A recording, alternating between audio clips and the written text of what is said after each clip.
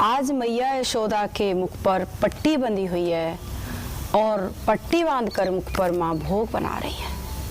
जैसे यशोदा मैया को इस प्रकार भोग बनाते देखकर कन्हैया दौड़े दौड़े आए, रसोई घर के द्वार पर खड़े हैं, इस दृश्य को देख रहे हैं। मैया से कहते हैं, अरे मैया क्या कर रही हो? मैया कहती हैं, लाला जय जय कर रहे हैं, पूजा कर रहे हैं। अरे मैया ये इतना सुंदर सुंदर पकवान क्या बना रही हो और आप क्यों बना रही हो? मैया कहती हैं, लाला दूर ही रहना, दूर दूर रह, दूर, भीतर मत आना। भगवान कहते हैं, क्यों मैया मैं अंदर क्यों ना आऊं? अरे लाला मैं जय जय कर रही हूँ। भगवान कहते हैं, पता नहीं ये दूसरा जय जय कौन आ गया। यहाँ तो साक्षात मैं स्वयं ही खड़ा हूँ, लेकिन मैया दूसरे जय जय किसकी बात कर रही हैं, किसकी पूजा कर रही? भगवान की उम्र भी तो भी मात्र 7 वर्ष की है। भगवान कहते हैं, मैया अरे एक पकौड़ी तो दे दे मैया, ज्यादा कुछ न दोते, इतने सुंदर पकवान बना रही है, खुशबू आ रही है व्यंजनों की, मैया एक पकौड़ी दे दे। पर मैया कहती है, लाला जब तक पूजा नहीं होगी तो एक पकौड़ी का आधी पकौड़ी ना दूंगी। अब रोते रोते शिकायत लेकर के नंद बाबा के पास गए। नंद बाबा समझा रहे हैं, पर्जन्यो भगवान इंद्रो मेघस्तस्यातिमूर्तये ते विवर्षन्ति भूतानां प्रीणनं जीवनं पयः।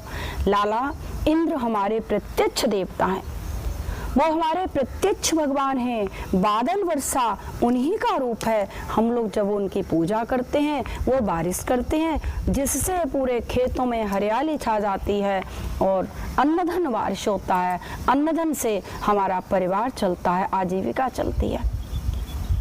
नंद बाबा को भगवान सोचते हैं, मैं सीधे सीधे समझाऊंगा तो समझ में नहीं आएगी, पर बाबा से एक बात कह रहे हैं। बाबा जीव को एक बुरा न मानो तो एक बात कहूँ, जीव का कोई भी कार्य होता है, वो जन्म हो या मृत्यु हो, वो भी जीव की कर्म से होती है।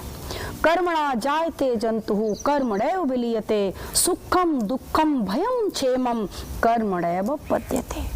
बाबा जीव का जन्म और मृत्यु उसके कर्मों से होती है। अगर ईश्वर नाम की कोई चीज है तो वो भी उसी को परिणाम देता है, वो भी उसी को फल देता है जब कोई कर्म करता है। आप वर्षों से पूजा इंद्र की कर रहे हो, मैं आपसे पूछता हूँ, क्या बाबा आपने कभी इंद्र का दर्शन किया? इंद्र ने आकर के आपको प्रत्यक्ष दर्शन दिया कभी?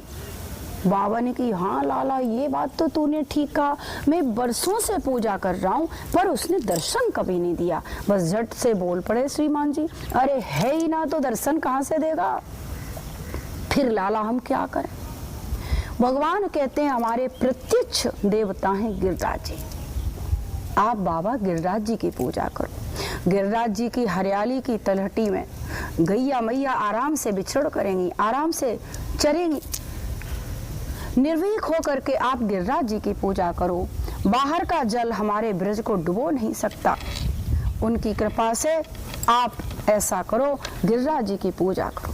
लाला हम पूजा तो करेंगे, पर हमारी 3 शर्तें हैं। क्या क्या शर्तें हैं बाबा? पहली शर्त, जो भी हम गांव वालों से, ग्वाल वालों से टूटी फूटी सेवा होए, हम तो ठहरे ब्रजवासी, हमसे जैसी पूजा होगी वैसे तेरे गिरिराज जी को स्वीकार करनी पड़ेगी। भगवान कहते हैं, चलो मंजूर हुआ।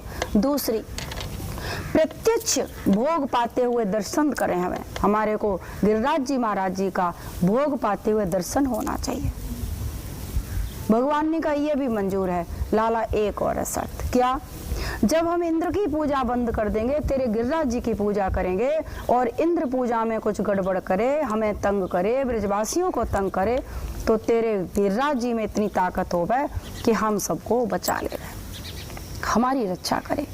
भगवान कहते हैं, बाबा तीनों शर्तें मंजूर हैं, आप निश्चिंत होकर के आप गिरिराज जी की पूजा कीजिए।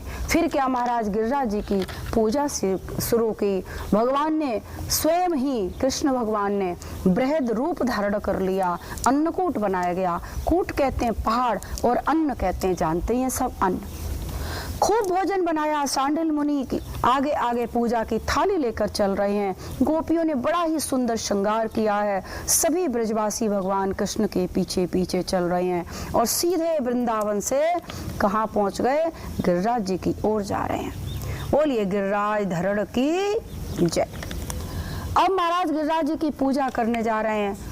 स्नान शुरू हुआ गिरिराज जी का। जैसे ही स्नान शुरू हुआ, प्रातः के 4 बजे से लेकर के शाम के 6 बज गए, लेकिन गिरिराज जी को तो एक नख भी गीलो ना भयो।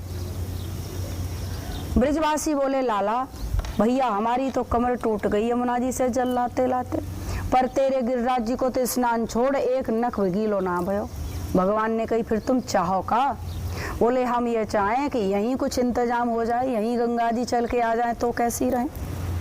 भगवान ने कहा ये भी इच्छा आपकी पूर्ण करते हैं। सभी ब्रजवासियों से कहा अपने नेत्र बंद कर लो, और जैसे ही ब्रजवासियों ने नेत्र बंद किए हैं, भगवान ने आज मन से गंगा प्रकट कर दी। बोलिए मानसी गंगा महारानी की जय, बोलिए गिरिराज धरण की जय। सांडिल्य मुनि ने 1650 से पूजन कराया। ब्रजवासियों ने सभी सामग्री सजाई।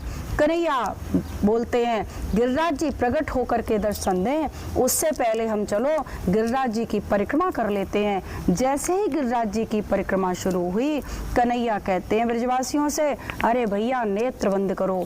और जैसे ही ब्रजवासियों ने नेत्र बंद किए, एक रूप से कृष्ण मुरारी बनकर खड़े हैं और दूसरे रूप से 4 भुजा धारण करके गिरिराज जी के रूप में प्रकट हो गए हैं। बोलिए गिरिराज धरण की जय, गिरिराज धरण की जय। ब्रजवासियों से कहते हैं भोग लाओ भोग लाओ, अरे ब्रजवासियों भोग लाओ मुझे खिलाओ। नंद बाबा के नेत्र सज